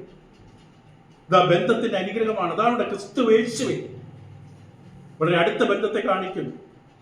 ഇപ്പൊ ക്രിസ്തുവിൽ അവർ അർപ്പിച്ച വിശ്വാസത്തെക്കാൾ ഉപരി ഇവിടെ പറയുന്ന വേറൊരു അർത്ഥം ആ വിശ്വാസം പ്രായോഗികമാക്കുന്നതിനെ കുറിച്ചാണ്. ക്രിസ്തുവേശുവിൽ നിങ്ങളുടെ വിശ്വാസം, ആ വിശ്വാസം പ്രായോഗികമാക്കുന്നതിനെ കുറിച്ചാണ്. അപ്പൊ നിങ്ങളുടെ വിശ്വാസത്തെ കുറിച്ച് ഞങ്ങൾ കേട്ടിട്ട് ഞങ്ങൾ ദൈവത്തിന് വേണ്ടി നിങ്ങളെ സ്തോത്രം ചെയ്യാം. നിങ്ങളുടെ വിശ്വാസം വെറുതെ പുറത്തിങ്ങനെ കാണിച്ചതല്ല, നിങ്ങളുടെ പ്രവൃത്തിയിൽ നിങ്ങളുടെ വിശ്വാസം ഞങ്ങൾ കണ്ടു, കേട്ടു. നമ്മുടെ വിശ്വാസം മറ്റുള്ളവർ കാണണം, കേൾക്കണം. എന്നിട്ടാണ് അവരെ കുറിച്ച് പൗലോസ് പ്രാർത്ഥിക്കുന്നത്. ക്രിസ്തുവിലുള്ള അവരുടെ വിശ്വാസത്തിന്റെ സ്ഥിരത. 2ാമത്തെ വാക്ക് കണ്ടത് സ്നേഹം എന്നുള്ളതാണ്. പെട്ടെന്ന് മുന്നോട്ട് പോകാം. സകല വിശുദ്ധന്മാരോടും നിങ്ങൾക്കുള്ള സ്നേഹം. ആദ്യം പരാമർശിച്ചത് വിശ്വാസം, 2ാമത് സ്നേഹം. സകല ക്രിസ്തീയ സദ്ഗുണങ്ങളും സദ്വൃത്തികളും, വെർച്യു എന്ന് പറയും ഇംഗ്ലീഷിൽ, എല്ലാ സദ്ഗുണങ്ങളും സദ്വൃത്തികളും വിശ്വാസം എന്ന അടിസ്ഥാനത്തിന്മേലാണ് പണിയപ്പെടുന്നത്. വിശ്വാസം ബേസാണ്, അടിസ്ഥാനമാണ്. 2 പത്രോസ് 1:5-7 വരെ വിശ്വാസത്തോട് വീര്യവും വീര്യത്തോടും. അപ്പൊ എല്ലാം ഒന്നിനു പുറകെ ഒന്നായി മോളിങ്ങനെ അടുക്കി വെച്ചിരിക്കുമ്പോൾ അടിയിൽ വിശ്വാസം. വിശ്വാസം എന്ന അടിസ്ഥാനത്തിലാണ്. ശരിയായ വിശ്വാസം അതേ വിശ്വാസത്തിലുള്ളവരെ സ്നേഹിക്കുന്നതിൽ നമ്മെ വഴി നടത്തും. അതേ വിശ്വാസത്തിലുള്ള നിജവിശ്വാസം, പൊതുവിലുള്ള വിശ്വാസം അവരെ സ്നേഹിക്കും. ഇവിടെ പറയുന്നത് സകല വിശുദ്ധന്മാരോട് എടുത്തു പറയുകയാണ്. സകല വിശുദ്ധന്മാരോടും നിങ്ങൾക്കുള്ള സ്നേഹം. എല്ലാ മനുഷ്യരും സ്നേഹിക്കുന്ന വ്യത്യസ്തമാണ് ദൈവമക്കളോടുള്ള സ്നേഹം. അത് വളരെ നിസ്തുലമാണ്, വേറിട്ട് നിൽക്കുന്ന ഒന്നാണ്. ക്രിസ്തുവിന്റെ അനുയായികൾ അന്യോന്യം വേറിട്ട് നിൽക്കുന്നവരല്ല. ഞാൻ വേറെ നീ വേറെ എന്ന നിലയിൽ ഓരോരുത്തരും ദ്വീപ് പോലെ വേറിട്ട് നിൽക്കും. ഒരു ശരീരത്തിലെ വ്യത്യസ്ത അവയവങ്ങളാണ്. ഞരമ്പുകളും അസ്ഥികളും മാംസങ്ങളും എല്ലാം ചേരുന്ന, വ്യത്യസ്തമായ പഴുത് ചേരുന്ന ഒന്നാണ് ഈ ശരീരം. ദൈവമക്കൾ അപ്രകാരമാണ്. അവർക്കുള്ള വിശ്വാസം മറ്റ് സഹവിശ്വാസികളെ സ്നേഹത്താൽ കൂട്ടിച്ചേർക്കുന്നവരാക്കും. ദൈവത്തിൽ വിശ്വാസമുള്ള വ്യക്തികൾ അവരുടെ അതേ അളവിൽ വിശ്വാസമില്ലെങ്കിലും മറ്റുള്ളവരെ കൂടെ കൂട്ടിച്ചേർക്കുന്നവരാക്കും. സ്നേഹത്തിന് വാസ്തവത്തിൽ നിയന്ത്രണങ്ങളില്ല. സകല വിശുദ്ധന്മാരെയും ഉൾക്കൊള്ളുന്നതാണ്. എല്ലാ വിശുദ്ധന്മാരെയും ഉൾക്കൊള്ളും. ഇവിടെ പറയുന്ന വാക്ക് ഇങ്ങനെയാണ്, സകല വിശുദ്ധ. അതിനകത്ത് വിശ്വാസത്തിന്റെ വളർച്ചയുടെ തോത് വ്യത്യസ്തമാണ്. എല്ലാവർക്കും ഒരേപോലെ പരിജ്ഞാനവും ഫലങ്ങളും ഉണ്ടാകണമെന്നില്ല. പക്ഷെ സ്നേഹിക്കുന്നതിന് തടസ്സമല്ല. എന്റെ അത്ര പരിജ്ഞാനം നിനക്കില്ല, അതുകൊണ്ട് നീ ഇപ്പൊ എന്റെ അടുക്ക വരണ്ട എന്നൊരു കാഴ്ചപ്പാടില്ല. ആ സ്നേഹത്തിൽ പക്ഷഭേദം, ഭിന്നത, മറ്റുള്ളവരെ അകറ്റി നിർത്തിക്കൊണ്ടുള്ള രഹസ്യ കൂട്ടുകെട്ട്, പ്രത്യേക സംഘം ചേരൽ, ഇതൊന്നും ദൈവമക്കളുടെ നടുവിൽ ഒരിക്കലും സംഭവിക്കില്ല. ദൈവമക്കളുടെ നടുവിൽ പക്ഷഭേദം, ഭിന്നത, മറ്റുള്ളവരെ അകറ്റിക്കൊണ്ട് ഇഷ്ടമുള്ളവരുടെ മാത്രമുള്ള രഹസ്യ കൂട്ടുകെട്ടും പ്രത്യേകമായ സംഘം ചേരലും ഒരിക്കലും ദൈവജനത്തിന്റെ നടുവിൽ ഉണ്ടാകില്ല. യേശു നൽകിയ സ്നേഹം ജാതി, വർഗം, രാഷ്ട്രീയം, സാമൂഹ്യസ്ഥിതി, സ്ത്രീ പുരുഷൻ, വ്യക്തിത്വം എന്നിവയുടെ വേലിക്കെട്ടുകൾ തകർത്ത് എത്തിപ്പിടിക്കും. കർത്താവ് നൽകിയ സ്നേഹം അങ്ങനെയാണ്. അവിടെ ജാതി നോക്കില്ല, വർഗം, രാഷ്ട്രീയം, സാമൂഹ്യസ്ഥിതി, അതായത് സാമ്പത്തിക നില, സ്ത്രീ പുരുഷ വ്യത്യാസം, വ്യക്തിത്വ വ്യത്യാസങ്ങൾ എന്നിവയുടെ വേലിക്കെട്ടുകൾ തകർക്കും. സമരിക്കാസിന്റെ അടുക്കൽ യേശു നടന്നു എന്നതുപോലെ വേലിക്കെട്ടുകൾ തകർക്കും. എല്ലാവരും പക്ഷെ പോകില്ല, സമ്പർക്കമില്ല. പക്ഷേ യേശു അവിടെ കടന്നു ചെല്ലുകയാണ്. വ്യക്തിയുടെ പശ്ചാത്തലം പരിഗണിക്കാതെ, വ്യക്തിയുടെ പശ്ചാത്തലം എവിടെ നിന്നും വന്നു, അവരുടെ പണ്ട് എങ്ങനെയായിരുന്നു എന്ന പശ്ചാത്തലം പരിഗണിക്കാതെ, ഭിന്നതകൾ വരുത്താതെ ലോകത്തെ സ്നേഹിച്ച സ്നേഹമാണ് ദൈവം സ്നേഹിച്ച സ്നേഹം. തന്റെ ഏകജാതനെ പുത്രനെ നൽകുവാൻ തക്കവണ്ണം തന്നിൽ വിശ്വസിക്കുന്ന ആരും നശിച്ചു പോകാതിരിക്കാൻ ദൈവത്തിന്റെ സ്നേഹം കാണിച്ചു. ഇപ്പൊ സ്നേഹിക്കപ്പെടുവാൻ നീ യോഗ്യനാണോ അർഹനാണോ എന്ന പരിഗണന ദൈവത്തിനില്ല. എന്റെ സ്നേഹത്തിന് നീ അർഹനാണോ യോഗ്യനാണോ എന്ന പരിഗണന ദൈവത്തിനില്ല. സ്നേഹമാകുന്ന ദൈവം നമ്മെ സ്നേഹിച്ചത്. റോമർ 5:7-8 വാക്യങ്ങൾ വായിച്ചു കേൾക്കുമ്പോൾ റോമർ 5:7-8 വാക്യങ്ങൾ ഇങ്ങനെയാണ് അപ്പോസ്തലനായ പൗലോസ് ദൈവാത്മാവിൽ എഴുതുന്നത്. റോമർ 5:7-8 വാക്യങ്ങളിൽ നീതിമാന് വേണ്ടി ആരെങ്കിലും മരിക്കും ദുർലഭം, ഗുണവാന് വേണ്ടി പക്ഷെ മരിപ്പാൻ തുനിയമായിരിക്കും. ക്രിസ്തുവോ നാം പാപികൾ ആയിരിക്കുമ്പോൾ തന്നെ, പോയി കുളിച്ചിട്ട് വാ എന്ന് പറഞ്ഞിട്ടല്ല നമ്മുടെ ആലിംഗനം ചെയ്തത്. നാം പാപികൾ ആയിരിക്കുമ്പോൾ ആ മുടിയനാപുത്രന്റെ അപ്പൻ അത് കാണിച്ചു തന്നു. വന്നത് വിരൂപ വേഷത്തിലാണ്, കോലം കെട്ടാണ്, നാറ്റം സഹിക്കാൻ പറ്റില്ല, പന്നികളുടെ കൂട്ടത്തിലാണ് കിടന്നത്. നാം പാപികളായിരിക്കുമ്പോൾ തന്നെ നമുക്ക് വേണ്ടി മരിക്കുകയാണ്. സ്നേഹം പ്രത്യക്ഷമാക്കി കാണിച്ചു. 1 യോഹന്നാൻ 4:8 വാക്യത്തിൽ ദൈവാത്മാവ് പറയുന്നു, 1 യോഹന്നാൻ 4:8 സ്നേഹിക്കാത്തവൻ ദൈവത്തെ അറിഞ്ഞിട്ടില്ല. ദൈവം സ്നേഹം തന്നെ. നമ്മളെല്ലാവരും വളരെ പരിജ്ഞാനം പ്രിയപ്പെടുന്നവരാണ്, യവന ദേശക്കാരെ പോലെ. പക്ഷെ സ്നേഹമാണ് ദൈവത്തെ അറിയാനുള്ള മാർഗം. ദൈവ സ്നേഹമാണ്. ഇതേ വിധത്തിലായിരിക്കണം ദൈവമക്കൾ അന്യോന്യം സ്നേഹിക്കേണ്ടത്. നമ്മുടെ സ്നേഹത്തിന് അവർ യോഗ്യരാണോ, അർഹതയുള്ളവരാണോ, അവർ കാണാൻ മനോഹരമാണോ എന്ന് നോക്കി സ്നേഹിക്കുന്നതല്ല സ്നേഹം. അതിന് വേറെ വാക്കുകളുണ്ട്, പൊതുവായി ഇത് പറയുന്നില്ല. എന്റെ സ്നേഹത്തിന് യോഗ്യനാണ്, കാണാൻ കൊള്ളാമെന്ന് നോക്കി സ്നേഹിക്കുന്നതല്ല സ്നേഹം. കർത്താവ് സ്നേഹിച്ച അഗാപ്പേ സ്നേഹമാണ്, നിസ്വാർത്ഥ സ്നേഹമാണ്. യേശുവിന്റെ അനുയായികളെ ലോകം കാണേണ്ട ആ വിധത്തിലുള്ള സ്നേഹം കാണുമ്പോഴാണ്. യോഹന്നാൻ 13:35 നമ്മൾ പഠിച്ചത് ഒരിക്കൽ, ചതഞ്ഞ ഓടെ ഒടിക്കാത്ത ദൈവം, പുകയിലിരി കെടുത്തിക്കളയാത്ത ദൈവം. യോഹന്നാൻ 13:35 വാക്യത്തില് ക്രിസ്തു പറഞ്ഞ, നിങ്ങൾക്ക് തമ്മിൽ സ്നേഹമുണ്ടെങ്കിൽ നിങ്ങൾ എന്റെ ശിഷ്യന്മാരെന്ന് എല്ലാവരും പറയും. സ്നേഹമുണ്ടെങ്കിൽ, ഉണ്ടെന്ന് യേശു പറഞ്ഞില്ല. അപ്പൊ ഓരോരുത്തരും തീരുമാനിക്കേണ്ടതാണ്. തമ്മിൽ സ്നേഹമുണ്ടെങ്കിൽ. ഇപ്പൊ കൊലോസിലുള്ള വിശ്വാസികൾക്കായി അപ്പോസ്തലൻ ദൈവത്തെ സ്തുതിക്കുന്നതിന്റെ ഒരു കാരണം ഇതാണ്, നിങ്ങൾക്ക് സകല വിശുദ്ധന്മാരോടുമുള്ള സ്നേഹം. അവരെ അവിടുത്തെ സ്തുതിക്കുകയാണ്, അവർക്ക് വേണ്ടി പ്രാർത്ഥിക്കുന്നല്ല പറഞ്ഞത്. ഒന്ന് ക്രിസ്തുവിലുള്ള വിശ്വാസം, പ്രകടമാകുന്ന വിശ്വാസം, ഫലം കായ്ക്കുന്ന വിശ്വാസം. 2 സകല വിശുദ്ധന്മാരുള്ള സ്നേഹം, അവർക്ക് അന്യോന്യമുള്ള സ്നേഹം, ക്രിസ്തീയ സദ്ഗുണങ്ങൾ ഏറ്റവും ഉദാത്തമായ സ്നേഹം. 1 പറഞ്ഞാൽ 13:3 വിശ്വാസം, പ്രത്യാശ, സ്നേഹം. ഇതിൽ വലിയതോ സ്നേഹം തന്നെ. 1 പറഞ്ഞാൽ 13:13 ഇതാണ് മറ്റുള്ളവർക്ക് തന്നെ അനുയായികളെ തിരിച്ചറിയാനുള്ള അടയാളമെന്ന് ക്രിസ്തു പറഞ്ഞു. അതുകൊണ്ടാണ് ഇപ്പൊ മറ്റെന്തിനേക്കാൾ ഉപരി ക്രിസ്തീയ ജീവിതത്തോട് കൂട്ടിച്ചേർക്കേണ്ട ഗുണമാണ് സ്നേഹമെന്ന് പൗലോസും പത്രോസും പറയും. കൊലോസ് ലേഖനത്തിന്റെ 3-14 വാക്യം, കൊലോസ് ലേഖനം 3-14 വാക്യം. ഇത് എത്ര ആവർത്തി കേട്ടാലും ഒരുപക്ഷെ നമ്മുടെ ഉള്ളിൽ ദൈവാത്മാവില്ലെങ്കിൽ സ്നേഹം എന്ന വിഷയം മനസ്സിലാക്കാൻ പാടാണ്. എല്ലാറ്റിനും മീതെ സമ്പൂർണതയുടെ ബന്ധമായ സ്നേഹം ധരിപ്പിച്ചു. സമ്പൂർണത ബന്ധമായ സ്നേഹം പത്രോസ് പറയുകയാണ്. എല്ലാറ്റിനും മീതെ, 1 പത്രോസ് 4:8, എല്ലാറ്റിനും മീതെ ഏറ്റവും കൂടുതൽ കിരീടം സ്നേഹമാണ്.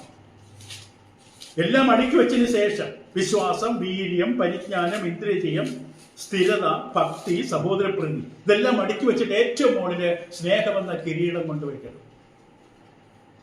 1 പത്രോസ് 4:8 പത്രോസ് പറഞ്ഞു. കൊലോസ് 3:14 കൊലോസ് ലേഖനം 3-14 വാക്യത്തിൽ പൗലോസ് അപ്പോസ്തലൻ പറയുന്നത് അവിടെ അതാണ് പറഞ്ഞത്, എല്ലാറ്റിനും ഇത് സമ്പൂർണ്ണതയുടെ ബന്ധമായ സ്നേഹം ധരിപ്പി. സകലത്തിനു മുമ്പേ തമ്മിൽ ഉറ്റ സ്നേഹമുള്ളവരായി. അതാണ് പത്രോസിന്റെ വാക്ക്. സകലത്തിനും മീതെ തമ്മിൽ, എല്ലാറ്റിനും മീതെ. സകലത്തിനു മുമ്പേ തമ്മിൽ ഉറ്റ സ്നേഹം. ആ സ്നേഹത്തിന് ഒരു അഡ്ജക്റ്റീവ്, വിശേഷണ പദം കൊടുത്തു, ഉറ്റ സ്നേഹം, തീഷ്ണമായ സ്നേഹം. അതാണ് ഇവിടെ പറയുന്നത്. ഇപ്പൊ ക്രിസ്തുയ വളർച്ചയുടെ ഏറ്റവും മുകളിൽ കിരീടം പോലെ പത്രോസ് വെച്ചത് സ്നേഹത്തെയാണ്. 2 പത്രോസ് 1:7 ആ പട്ടികയുള്ളത്. 2 പത്രോസ് 1:7 വിശ്വാസത്തോട് വീര്യം, വീര്യത്തോട് പരിജ്ഞാനം, പരിജ്ഞാനത്തോട് ഇന്ദ്രിയം, ഇന്ദ്രിയജയത്തോട് സ്ഥിരത, സ്ഥിരതയോട് ഭക്തി, ഭക്തിയോട് സഹോദരപ്രീതി, സഹോദരപ്രീതിയോട് സ്നേഹം. ഒരു കണ്ണി ഇളകരുത്. ഒന്നിൽ നിന്ന് മറ്റൊന്ന്. ഇതിൽ 4 ഉണ്ട്, എനിക്ക് 6 ഇല്ല, അങ്ങനെയല്ല. ഒന്നുണ്ടെങ്കിൽ മറ്റേതിലേക്കാണ് വളരുന്നത്. വിശ്വാസത്തിനോട് തീഷ്ണത അങ്ങനെ വളർന്നു പോകണം. ഇപ്പൊ സകല വിശുദ്ധന്മാരോടുള്ള സ്നേഹം എന്ന് പറയുമ്പോൾ ലോകമെങ്ങുള്ള വിശുദ്ധന്മാരെ, വിശ്വാസികളെ അവർക്ക് അറിയാമെന്നല്ല. ഇന്നത്തെ ഒരു ആശയവിനിമയ മാർഗങ്ങളൊന്നുമില്ല. അവർ കൊലോസ് സഭയിലുള്ളവരും അവർക്ക് പരിചയമുള്ള എല്ലാ വിശുദ്ധന്മാരെ കുറിച്ചാണ്. 3ാമത് പ്രത്യാശ. ഇവിടെ പറയുന്ന കൊലോസ് ലേഖനം 1-ാം അധ്യായത്തിൽ 3ാമത്തെ വിഷയം പ്രത്യാശയാണ്. അതിന്റെ വിശേഷണം ഇതാണ്. 3-ാം വാക്യത്തിൽ കിടപ്പുണ്ട്, സുവിശേഷത്തിന്റെ സത്യവചനത്തിൽ നിങ്ങൾ മുമ്പ് കേട്ടതായി സ്വർഗത്തിൽ നിങ്ങൾക്ക് സംഗ്രഹിച്ചിരിക്കുന്ന പ്രത്യാശ. വളരെ പ്രധാനപ്പെട്ട ഒരു വാക്കാണ് പ്രത്യാശ എന്ന വാക്ക്. പ്രത്യാശയുടെ ജീവിതത്തിൽ നിന്നാണ് വിശ്വാസവും സ്നേഹവും ഉത്ഭവിക്കുന്നത്. തിരിച്ചല്ല, പ്രത്യാശയുടെ ജീവിതത്തിൽ നിന്നാണ് വിശ്വാസവും സ്നേഹവും ഉത്ഭവിച്ചത് എന്ന ആശയം. എന്നുവെച്ചാൽ ഇവിടെ പറയുന്നത് നിങ്ങൾക്ക് സ്വർഗത്തിൽ സംഗ്രഹിച്ചിരിക്കുന്ന പ്രത്യാശ നിമിത്തം. പ്രത്യാശ നിമിത്തം. പ്രത്യാശ ആദ്യം പറഞ്ഞു, എന്നിട്ടാണ് വിശ്വാസ സ്നേഹത്തെ കുറിച്ച് പറഞ്ഞത്. വിശ്വാസം നമ്മൾ കേട്ടു, ദൈവത്തിലുള്ള ആശ്രയമാണ്. വചനം കേൾക്കുന്നതിലൂടെ റോമർ 10:17, യോഹന്നാൻ 17:20. യോഹന്നാൻ 17:20 നമ്മൾ വായിച്ചില്ല. അവിടെ പറഞ്ഞു, എൻ്റെ ഈ അപ്പോസ്തലന്മാരുടെ വചനത്താൽ എന്നിൽ വിശ്വസിക്കാൻ. ഈ അപ്പോസ്തലന്മാരുടെ പ്രസംഗം വചനത്താൽ ക്രിസ്തു പ്രാർത്ഥിച്ചപ്പോൾ പറഞ്ഞു, എന്നിൽ വിശ്വസിക്കാൻ ഇരിക്കുന്നവർക്ക് വേണ്ടി, നമുക്ക് വേണ്ടി കൂടി കർത്താവ് നേരത്തെ പ്രാർത്ഥിച്ചു. യോഹന്നാൻ 17:20. ഇപ്പൊ വിശ്വാസം വന്നത് അങ്ങനെയാണ്. ദൈവനം കേട്ടു, സുവിശേഷ പ്രസംഗം കേട്ടു. സുവിശേഷം കൃത്യമായി പ്രസംഗിക്കണം, എങ്കിലേ വിശ്വാസം ഉത്ഭവിക്കുകയുള്ളൂ. സുവിശേഷ സ്നാനം മറച്ചു വെക്കരുത്, അവിടെ വിശ്വാസം ഉണ്ടാകില്ല. സുവിശേഷത്താൽ ഉണ്ടാകുന്ന വിശ്വാസമാണ്. ദൈവം നമ്മെ സ്നേഹിച്ച സ്നേഹത്തിലുള്ള പ്രതികരണമാണ് സ്നേഹം. ദൈവം ആദ്യം നമ്മെ സ്നേഹിച്ചതുകൊണ്ടാണ് നാം ദൈവത്തെ എന്ത് ചെയ്യുന്നത്? സ്നേഹിക്കും. സ്നേഹം എന്തെന്ന് അറിയണമെങ്കിൽ ആ സ്നേഹം നമ്മുടെ ഉള്ളിൽ ആത്മാവ് പകർന്നു തരണം. അല്ലെങ്കിൽ സ്നേഹമെന്ന് നമ്മുടെ തെറ്റിദ്ധരിച്ചു വെച്ചിരിക്കുകയാണ് വികാരങ്ങൾ. സ്നേഹമെന്ന യഥാർത്ഥ വികാരം അറിയണമെങ്കിൽ ദൈവസ്നേഹം അനുഭവിക്കണമാണ്.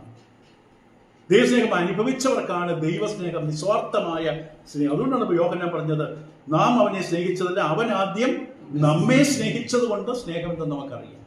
നിസ്വാർത്ഥമാണ്. ദൈവം നമ്മെ സ്നേഹിച്ച സ്നേഹത്തോടുള്ള പ്രതികരണമാണ് സ്നേഹം. 1 യോഹന്നാൻ 4:9 അങ്ങനെ എഴുതിയിട്ടുണ്ട്. അപ്പൊ ഈ ഗുണങ്ങൾ പ്രത്യാശയിലും അടിസ്ഥാനപ്പെട്ടിരിക്കുന്നു. ഇപ്പൊ തീ പിടിച്ചുകൊണ്ടിരിക്കുന്ന കെട്ടിടം തീ പിടിച്ചുകൊണ്ടിരിക്കുകയാണ്. കെട്ടിടത്തിനകത്ത് ചിലർ അകപ്പെട്ടിരിക്കുകയാണ്. അവരെ ഓർത്ത് അവരുടെ ബന്ധുക്കളും ചാർച്ചക്കാരും പുറത്തു വന്ന് നിൽക്കുകയാണ്.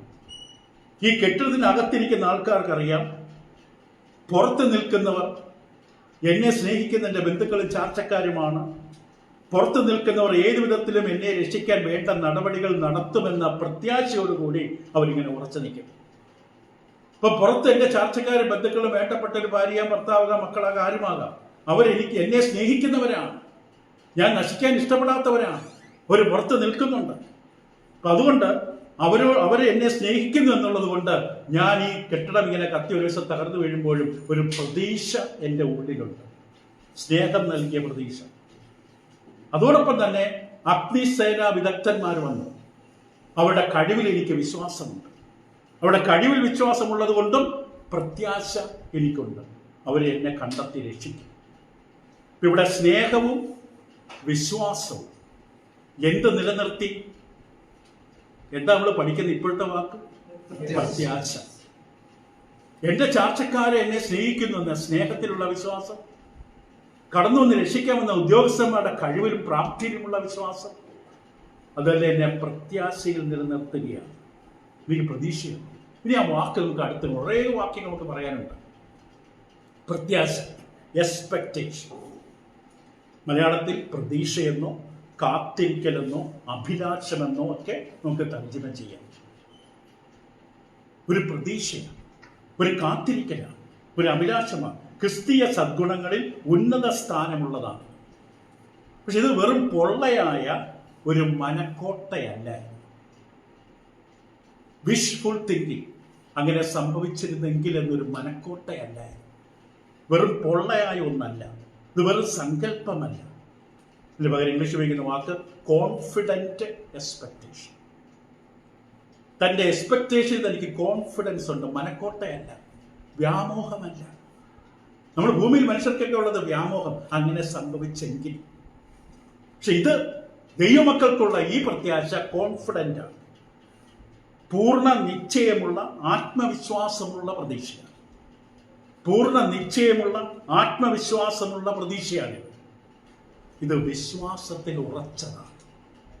ഈ പ്രത്യാശ എനിക്ക് ഉണ്ടായതിൻ്റെ കാരണം ദൈവത്തിലുള്ള എൻ്റെ വിശ്വാസത്തിലാണ് എൻ്റെ വേരിറങ്ങി കിടക്കുന്നത്. Full assurance built on faith. അതുകൊണ്ടാണ് എബ്രായ ലേഖനം 11:1 വിശ്വാസത്തെക്കുറിച്ച് നിർവചിച്ചപ്പോൾ ദൈവാത്മാവ് ഇങ്ങനെ പരിചയപ്പെടുത്തി: വിശ്വാസം എന്നതോ ആശിക്കുന്നതിന്റെ ആശ, അതാണ് പ്രത്യാശ. ആശിക്കുന്നതിന്റെ ഉറപ്പും.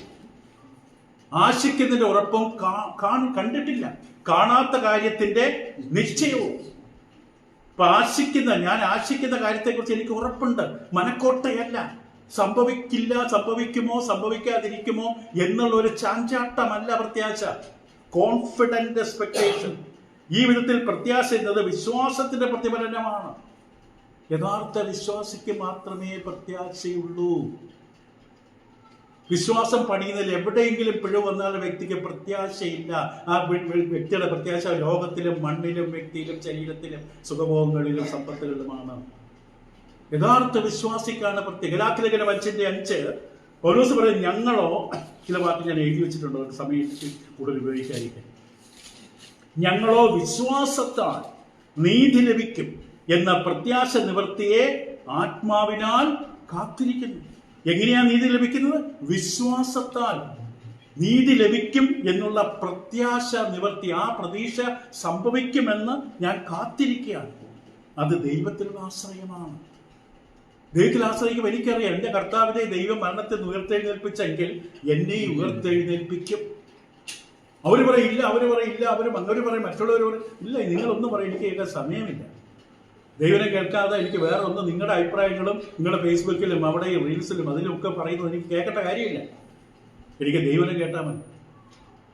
അപ്പോസ്തലരുടെ പുസ്തകം 24-ാം അധ്യായത്തിന്റെ 15-ാം വാക്യത്തിൽ പൗലോസ് അപ്പോസ്തലൻ പറയുന്നത് ഇങ്ങനെയാണ്.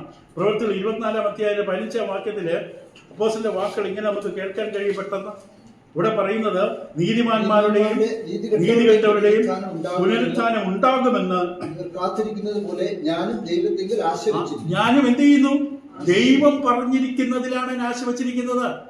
ആ മാധ്യമം പറഞ്ഞതുപോലെയോ പത്രത്തിലെ എഡിറ്റോറിയൽ പറഞ്ഞതുപോലെയോ അവിടെ തെരുവിൽ നിന്നൊരാൾ പ്രസംഗിച്ചതുപോലെയുമല്ല. ഞാൻ ദൈവത്തിൽ ആശ വച്ചിരിക്കുന്നു. പുനരുത്ഥാനം ഉണ്ടാകും. നീതികെട്ടവരായാലും നീതിമാന്മാരായാലും മരിച്ചവരോടെ തീരുന്നില്ല. ഞാൻ അതിൽ പ്രത്യാശ വെച്ചിരിക്കുകയാണ്. 2 പത്രോസ് 21 പത്രോസിന്റെ 2-ാം ലേഖനം 1-ാമത്തെ 21-ാം വാക്യത്തിൽ പത്രോസിന്റെ വാക്കുകൾ ഇപ്രകാരമാണ്. പത്രോസിന്റെ 2-ാം ലേഖനം 1-ാമത്തെ 21-ാം വാക്യത്തിൽ പത്രോസ് പറയുന്നു, പ്രവചനം ഒരിക്കലും മനുഷ്യന്റെ ഇഷ്ടത്താൽ വന്നതല്ല. 2 പത്രോസ് 1 പത്രോസ് വായിച്ചു. 1 പത്രോസ് 2-ന്റെ 21-ാം വാക്യം. അപ്പൊ അതിനായിട്ടല്ലോ നിങ്ങളെ വിളിച്ചിരിക്കുന്ന ക്രിസ്തു നിങ്ങൾക്ക് വേണ്ടി കഷ്ടം അനുഭവിച്ചു, നിങ്ങൾ അവന്റെ ഒരു മാതൃക. ഇപ്പൊ കർത്താവ് യേശുവിനെ ഉയർത്തെഴുന്നേൽപ്പ് സംഭവിച്ചിട്ടുണ്ടെങ്കിൽ റോമർ 8:15 പറയുന്നത് ദൈവം ഉയർപ്പിച്ച കർത്താവ് യേശുവിനെ ദൈവം ഉയർപ്പിച്ചുവെങ്കിൽ യേശുവിന്റെ ആത്മാവിനെ കൊണ്ട് നമ്മളെ എന്ത് ചെയ്യും? ഉയർപ്പിക്കും. ഇപ്പൊ പ്രത്യാശ വെച്ചിരിക്കേണ്ടത് യേശുവിനാണ്. 1 തെസ്സലോനിക്കർ 1:3 1 തെസ്സലോനിക്കർ 1-ാമത്തെ 3-ാം വാക്യം പറയും, നമ്മുടെ കർത്താവായ യേശുക്രിസ്തുവിനെ കുറിച്ചുള്ള പ്രത്യാശയുടെ സ്ഥിരത. കർത്താവായ യേശുക്രിസ്തുവിനെ കുറിച്ചുള്ള മനസ്സ് വിട്ടുപോകരുത്. ഈ വാക്ക് പോയാൽ നമ്മുടെ ഈ നങ്കൂരം പോയി. പിന്നെ അവിടുന്ന് കാറ്റടിക്കുമ്പോൾ ഇങ്ങോട്ട് ചെയ്യും. പിന്നെ അവിടെ മുള വെച്ച് താങ്ങേണ്ടി വരും. പിന്നെ വേറെ കാറ്റ് അപ്പുറത്തുനിന്ന് അടിക്കും. അപ്പൊ അങ്ങോട്ട് ചെയ്യും. ഇത് നങ്കൂരമാണ് ആത്മാവിന്റെ പ്രത്യാശ. അത് അവസാനം പറയാം. 1 തെസ്സലോനിക്കർ 1:3 നമ്മുടെ കർത്താവായ യേശുക്രിസ്തുവിനെ കുറിച്ചുള്ള പ്രത്യാശയുടെ സ്ഥിരത. 1 തിമോത്തിയോസ് 1:1 നമ്മുടെ പ്രത്യാശയായ യേശുക്രിസ്തുവിന്റെയും. നമ്മുടെ പ്രത്യാശ യേശുവാണ്. യേശു സത്യമാണെങ്കിൽ, യേശുവിന് സംഭവിച്ചൊക്കെ വാസ്തവമാണെങ്കിൽ, യേശുവിന്റെ ജീവനോടെ ഉണ്ടെങ്കിൽ എൻ്റെ പ്രത്യാശ വെച്ചിരിക്കുന്ന യേശുവിനാണ്. കൂടാതെ തിരുവെഴുത്തിലാണ്. റോമർ 15:4 നമുക്ക് തിരുവെഴുത്തുകളാൽ ഉളവാകുന്ന സ്ഥിരതയാലും ആശ്വാസത്താലും പ്രത്യാശ ഉണ്ടാകേണ്ടതിന്. ദൈവനെ കേൾക്കുന്തോറും രാവിലെ ഞാൻ ഇന്ന് വൈകുന്നേരം ക്ലാസ് കേൾക്കാൻ വരുന്നതിന് മുമ്പ് എനിക്കുണ്ടായിരുന്ന പ്രത്യാശയെക്കാളും ഒരല്പം കൂടി ഞാൻ പ്രത്യാശയിൽ ഇതാ ബലം പ്രാപിക്കുകയാണ്. ഞാൻ കേട്ട തിരുവചനത്തിന്റെ അടിസ്ഥാനത്തിൽ എനിക്ക് വ്യക്തമായി എൻ്റെ ജീവിതത്തിന്റെ ആ പ്രത്യാശ എന്താണ് ഞാൻ പ്രതീക്ഷിച്ച് ജീവിക്കേണ്ടതെന്ന് എനിക്കിന്ന് വ്യക്തമായ തിരിച്ചറിവ് കിട്ടിയ വചനത്തിലൂടെ. അതുകൊണ്ടാണ് തിരുവെഴുത്തുകളാൽ പ്രത്യാശ ഉണ്ടാകേണ്ടതിന് തന്നെ എഴുതിയിരിക്കുന്നത്. വചനം വായിക്കുന്നവർ, വചനം പഠിക്കുന്നവർ പ്രത്യാശയിൽ വർദ്ധിക്കും. സുവിശേഷവും പ്രത്യാശ ഉളവാക്കുന്നതിന് അടിസ്ഥാനമാണെന്ന് കൊലോസ്സ് 1:23. കൊലോസ്സ് 1:23 നിങ്ങൾ കേട്ടുമനിക്കുന്ന സുവിശേഷത്തിന്റെ പ്രത്യാശയിൽ നിന്ന് നിങ്ങൾ ഇളകാതെ അടിസ്ഥാനപ്പെട്ടവരും സ്ഥിരതയുള്ളവരുമായി വിശ്വാസം നിലനിന്നുകൊണ്ടാൽ യേശുവിനെ ഉൾപ്പോയി അവസാനിക്കും. ഇപ്പൊ സുവിശേഷം നമുക്ക് പ്രത്യാശയുണ്ട്. പ്രവർത്തികൾ 23:6 യേശുവിന്റെ പുനരുത്ഥാനം നമ്മുടെ പുനരുത്ഥാനത്തിന് പ്രത്യാശ തരും. നമ്മൾ പ്രത്യാശ വയ്ക്കുന്ന യേശുവിന്റെ ഉയർത്തെഴുന്നേൽപ്പ്. യേശു ഉയർത്തെഴുന്നേറ്റ ചരിത്ര സംഭവമാണ്. അങ്ങനെയാണെങ്കിൽ എനിക്ക് ഉയർത്തെഴുന്നേൽപ്പ് സംഭവിക്കും. റോമർ 8:11, 1 പത്രോസ് 1:3-4, 1 പത്രോസ് 1:3-4 മരിച്ചവരുടെ പ്രത്യാശയെ പുനരുത്ഥാനത്തെ കുറിച്ച് ഞാൻ വിസ്താരത്തിലായിരിക്കുന്ന പൗലോസ് പ്രവർത്തികൾ 23:6 പറയും. റോമർ 8:11 എല്ലാ ക്രിസ്ത്യാനികളും ഒരേ പ്രത്യാശ പങ്കുവെക്കുന്നവരായിരിക്കണം. 144,000 പേർക്ക് സ്വർഗത്തിലും വലിയ പുരുഷാരത്തിന് താഴെ ഭൂമിയിലും എന്നുള്ള കപട പ്രത്യാശയല്ല. എല്ലാ ദൈവമക്കളും കർത്താവ് യേശുവിന്റെ മുമ്പിൽ ചെയ്യും. രക്ഷ എന്ന ഏക പ്രതീക്ഷയും ഏക പ്രത്യാശയും. അത് 1 തെസ്സലോനിക്കർ 5:8. എന്താ അവിടെ പറയുന്നത്? നാമോ പകലിനുള്ളവരാകിയാൽ വിശ്വാസവും സ്നേഹവും എന്ന കവചവും ശിരസ്ത്രമായി രക്ഷയുടെ പ്രത്യാശയും ധരിച്ചുകൊണ്ട്. രക്ഷിക്കപ്പെട്ടവർക്ക് മാത്രമുള്ളതാണ് പ്രത്യാശ. ശരിയായ രക്ഷ പ്രാപിച്ചവർക്ക് ധരിച്ചുകൊണ്ട് സുബോധമായിരിക്കാം. ഈ പ്രത്യാശ സ്വർഗത്തിൽ നിത്യജീവൻ പ്രാപിക്കുന്നതിന് കാരണമാണ്. സ്വർഗത്തിൽ നിത്യ 2 വാക്യം കൂടെ ഉണ്ട്, വായിക്കാം. തീത്തോസ് 1:2 ദൈവം സകലത്തിന് മുമ്പേ വാഗ്ദത്തം ചെയ്ത നിത്യജീവന്റെ പ്രത്യാശ ഹേതുവായി ദൈവം വാഗ്ദാനം ചെയ്താണ് പ്രത്യാശ. ഇവിടെ നിങ്ങൾ ഭൂമിയിൽ തീരാനുള്ളതല്ല. ഇവിടെ വരണം, നിങ്ങൾ നിത്യതയിൽ വരണം. അത് 3-ാമത്തെ 6-ാം വാക്യം തീത്തോസ് നാം അവന്റെ കൃപയാൽ നീതിയിരിക്കപ്പെട്ടിട്ട് പ്രത്യാശ പ്രകാരം നിത്യജീവന്റെ അവകാശികളായി തീരേണ്ടതിന് പുനർജന്മ സ്നാനം കൊണ്ടെന്നൊക്കെ പറയും. അപ്പോൾ പ്രത്യാശ നിമിത്തം പ്രത്യാശ പ്രകാരം നിത്യജീവൻ പ്രാപിക്കണം. 2 തെസ്സലോനിക്കർ 2:16 നമ്മുടെ കർത്താവ് യേശുക്രിസ്തു താനും നമ്മെ സ്നേഹിച്ച് നിത്യ ആശ്വാസവും നല്ല പ്രത്യാശയും കൃപയാലെ നൽകിയിരിക്കുന്ന എന്ന് പറയും. 1 പത്രോസ് 1:13 1 പത്രോസ് ആദ്യ വാക്യങ്ങളെ നോട്ട് ചെയ്തിടുക. സമയോടൊപ്പം വായിച്ചു കേൾക്കുക, അല്ലെങ്കിൽ സന്ദേശം ഒരിക്കൽ കൂടെ കേൾക്കുക. 1 പത്രോസ് 1:13 ആകയാൽ നിങ്ങളുടെ മനസ്സുറപ്പിച്ച് നിർമ്മതനായി യേശുക്രിസ്തുവിന്റെ പ്രത്യക്ഷതയിൽ നിങ്ങൾക്ക് വരുവാനുള്ള കൃപയിൽ പൂർണ്ണ പ്രത്യാശ വെച്ചുകൊള്ളുകയും. ഇപ്പൊ പ്രത്യാശ പ്രത്യാശ പ്രത്യാശ എത്രമാത്രം തലങ്ങളിലാണ് ഇത് എടുത്തിരിക്കുന്നത്. അപ്പൊ ഈ വിധത്തിൽ പ്രത്യാശയുള്ളവർ ക്രിസ്തുവിൽ വിശ്വാസ ജീവിതത്തെ കുറിച്ച് ലജ്ജിക്കുന്നില്ല. നാം നിർമ്മലരായിരിക്കുന്നതും ആ പ്രത്യാശ നിമിത്തമാണ്. 1 യോഹന്നാൻ 3:3 വാക്യത്തിൽ പറയും, നിർമ്മലമായ ജീവിതത്തിലുള്ള താല്പര്യം പ്രത്യാശ സംഭവിക്കുന്നു. അവനിൽ ഈ പ്രത്യാശയുള്ളവരെല്ലാം അവൻ നിർമ്മലനായിരിക്കുന്ന പോലെ അപ്പൊ യേശുക്രിസ്തുവിൽ പ്രത്യാശയുള്ളവരെല്ലാം തങ്ങളെ തന്നെ വെടിപ്പാക്കണം. എനിക്ക് നഷ്ടപ്പെടരുത് എന്റെ സമ്മാനം, എന്റെ കിരീടം, വ്യക്തത, എനിക്ക് എത്താൻ പോകുന്ന സ്ഥാനങ്ങൾ, സ്വർഗത്തിലെ എന്റെ അനുഗ്രഹങ്ങൾ നഷ്ടപ്പെടരുത്. ആ അവകാശത്തിലാണ് എന്നെ വീണ്ടും ജനിച്ചത്. നിത്യജീവൻ എന്ന പ്രത്യാശ എനിക്കുണ്ട്. യേശുവിനോടൊപ്പം ഞാൻ പുനരുത്ഥാനം സംഭവിക്കും. ഞാൻ കർത്താവിന്റെ മുഖം നോക്കും, കാണും, അവന്റെ സന്നിധി ഞാൻ ചെല്ലും. ഇതാണ് എന്നെ മുന്നോട്ട് നയിക്കുന്നത്. ഇവിടെ പലരും നമ്മളെ ഇങ്ങനെ പിടിച്ച് താഴോട്ടിടാൻ നോക്കും. പല ചരടുകളും കാലെ പിടിച്ച് കെട്ടിയിട്ട് വലിച്ചിടാൻ നോക്കും. പക്ഷെ ക്രിസ്തുവിൽ പ്രത്യാശയുള്ളവർ മുന്നോട്ട് പോയിക്കൊണ്ടിരിക്കും. ചരടുകൾ ഓരോന്നായിട്ട് മുറിച്ചുകൊണ്ടിരിക്കും. ഇവിടെ നാം ജീവിക്കുന്നത് പ്രത്യാശയാണ്. പ്രത്യാശയാലല്ലോ നാം രക്ഷിക്കപ്പെട്ടിരിക്കുന്നു. കാണുന്ന പ്രത്യാശയോ കാണുന്ന പ്രത്യാശയാണ്. നമ്മുടെ ആശയിൽ സന്തോഷിപ്പിക്കും എന്നാണ് കൽപ്പന. നാം ദൈവ തേജസ്സിന്റെ പ്രത്യാശയിൽ പ്രശംസിക്കുന്നു. റോമർ 5:2 അവസാന ഒരു വാക്യം എബ്രായ ലേഖനം 6:18-19 വായിച്ച് അവസാനിപ്പിക്കുക. എബ്രായ ലേഖനം 6-ാം അധ്യായം 18-19 വാക്യങ്ങൾ. അടുത്ത തിങ്കളാഴ്ച ആയിരിക്കും നമ്മുടെ ക്ലാസ്. കാരണം ചൊവ്വാഴ്ച ഞാൻ ഇവിടെ ഉണ്ടാകില്ല. അതുകൊണ്ട് തിങ്കളാഴ്ച ഈ ക്ലാസ് നിങ്ങൾക്ക് ചൊവ്വാഴ്ച കേട്ടാൽ മതിയെന്നുണ്ടെങ്കിൽ ചൊവ്വാഴ്ച നിങ്ങൾക്ക് ഓൺലൈനിൽ കേൾക്കാം. അല്ലെങ്കിൽ തിങ്കളാഴ്ച വൈകുന്നേരമായിരിക്കും ഈ ക്ലാസ് നമ്മൾ കൂടി വരുന്നത്. എബ്രായ ലേഖനം 6-ാം അധ്യായത്തിന്റെ 18-19 വാക്യങ്ങൾ ഇങ്ങനെ നമുക്ക് വായിക്കാൻ കഴിയും. എബ്രായ അവിടെയാണ് നമ്മുടെ മുന്നിൽ വെച്ചിട്ടുള്ള പ്രത്യാശ പിടിച്ചുകൊള്ളുവാൻ ശരണത്തിനായി ഓടി വന്ന നാം എന്ത് ചെയ്യണം? മാറിപ്പോകാത്തതും ദൈവത്തിന് മോഷ്ടിക്കാൻ കഴിയാത്തതുമായ 2 കാര്യങ്ങളാൽ ശക്തിയുള്ള പ്രബോധനം പ്രാപിപ്പാൻ ഇടവരുന്നു. ഇപ്പൊ നമ്മുടെ മുമ്പിൽ വെക്കണം പ്രത്യാശ. ഈ പ്രത്യാശ ഒരു പ്രതീക്ഷിക്കുന്ന ആശ.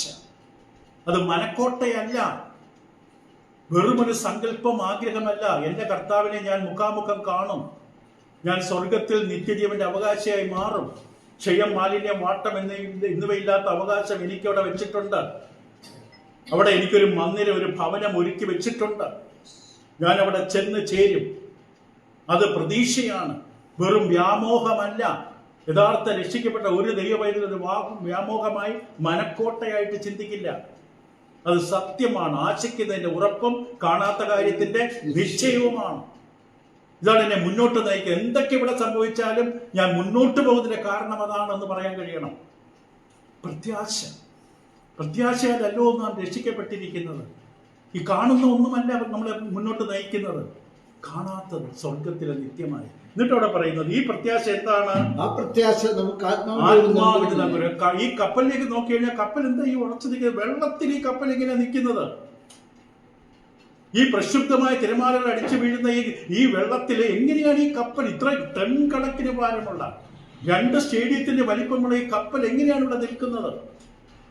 ഉത്തരം അതിന്റെ നങ്കൂരം. 4 വശത്തും ആഴത്തിൽ ചെടി ഇറങ്ങിക്കിടക്കുന്ന വലിയ വലിയ ഭാരമുള്ള നങ്കൂരം അതിനെ പിടിച്ചു നിർത്തിയിരിക്കുന്നു. തിരശ്ശീലയ്ക്കകത്ത് കിടക്കുന്ന നങ്കൂരമാണ് വിശ്വാസിക്കുള്ളത്. അത് നിശ്ചയവും സ്ഥിരവും തിരശ്ശീലയ്ക്കകത്ത് കിടക്കുന്നതുമാണ്. കർത്താവ് യേശു മെൽക്കിസേദിന്റെ ക്രമപ്രകാരം നേരത്തെ ഇവിടെ പോയിട്ടുണ്ട്. ഈ ഭൂമിയിൽ നമ്മൾ നിൽക്കുന്നുണ്ടെങ്കിലും വെറും ഗോളത്തിന്റെ പുറത്ത് നമ്മൾ ചാഞ്ചാടുന്നുണ്ടെങ്കിലും നമ്മുടെ ആത്മീകമായ നങ്കൂരം യേശുവിൽ ഇട്ടിരിക്കുകയാണ്. അത് സ്വർഗത്തിനാണ്. അത് നമ്മുടെ ജീവിതം ഇളകാതിരിക്കുന്നത് അതുകൊണ്ടാണ്. ക്രിസ്തുവിൽ പ്രത്യാശ വയ്ക്കണം. ദൈവം നിങ്ങളെ സഹായിക്കട്ടെ. തുടർന്ന് നമുക്ക് അടുത്ത പഠനത്തിൽ അടുത്ത തിങ്കളാഴ്ച വൈകുന്നേരം ഈ ക്ലാസ് എടുക്കുന്നു. Thank you Joseph.